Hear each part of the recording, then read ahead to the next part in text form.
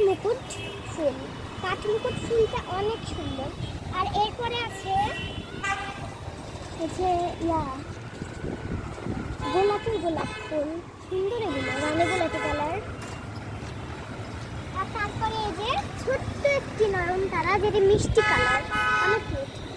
আর তার পাশে আছে একটি অনেক সুন্দর গাছ, নয়নতারার ফুল। এটা মিষ্টি কালার, মিষ্টি কালার হয়েছে। এই জানিস না তো। এবার আমরা ওই সাইডে যাই।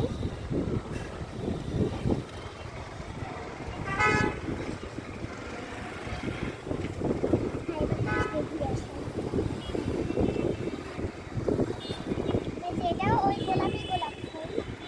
হ্যাঁ, এবার ওটা